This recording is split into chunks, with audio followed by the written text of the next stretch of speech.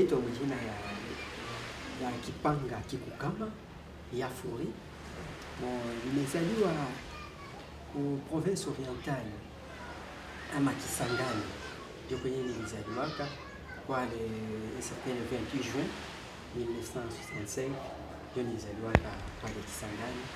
Ni mtoto donc nilikomana mfamilia militaire juu baba yangu alinizalaka iko militaire, tukakomana mwile maisha ya kimilitaire Kinshasa, Kisangani na presque fasi mingi hapa Kongo ile wakati ilikuwa Zaire, na leo hivi angali militaire. Na mimi nimetumika nani hapa Uvira, niko chef de service wa culture et des arts, ama kwa Kiswahili tutasema ofisi ya utamaduni na sanaa.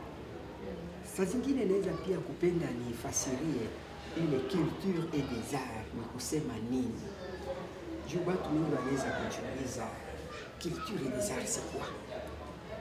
La culture, c'est tout ce qui reste dans l'homme après avoir tout oublié. Ou bien la culture, c'est tout ce qui est lié à la vie de l'homme. Ni kusema utamaduni, ile culture et les arts, ni kusema utamaduni na sanaa. Utamaduni na sanaa. Utamaduni ni kusema kile kitu yote kinye kinaambatana kiko ndani ya maisha ya mtu, ndio wanaita utamaduni. Ndani ya utamaduni tutakuta mawazo, tutakuta ndoa, tutakuta malinga, danse, na vitu ya vile. Education iko ndani ya culture. Ndio basema ke mtu mwenye aliko cultivé anapaswa kuishi iko tu sawa nyama. Na ile are ni kazi ya mikono ya mtu yenye mtu anatumika kwa mikono yake na akili yake kwa jinsi apate faida. Na mwi dunia hii sasa zingine utaweza kuniuliza sasa, faida sasa ya are ni nini? Natangulia kuelezea faida ya are au ya hii ofisi mimi nasimamia. Mwi dunia mtu hawezi kuishi sans un support artistique. Sans un support artistique. Hata hivi niko kama sina support artistique siwezi kuishi. Juu kila fasi bataniona batasema mulozi au nyama.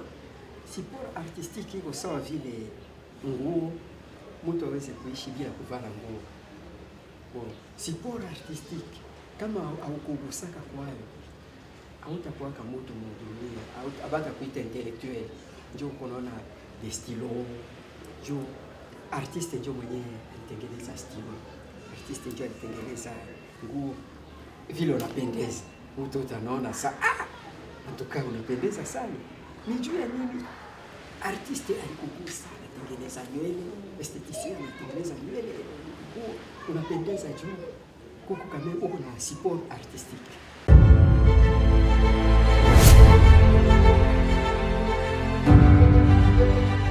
Nafurahi sana juu ni vitu yenyewe tuko napiganisha kwa leo.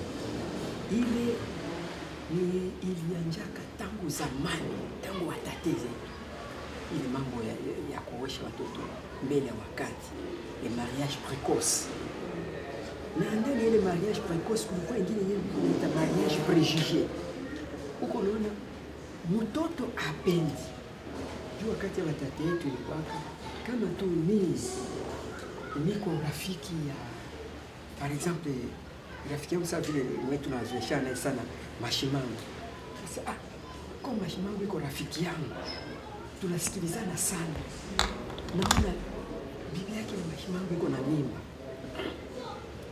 na mimi hata wangu na iko na mimba sana. Mtoto wangu mweta azaliwaka kama iko mwanaume anapaswa kuolewa tu na mtoto wa Mashimangu. Na hao kama wangu anazaliwa mwanamke, akizaliwa mwanaume ule wa Mashimangu ndio anapaswa kumuoa.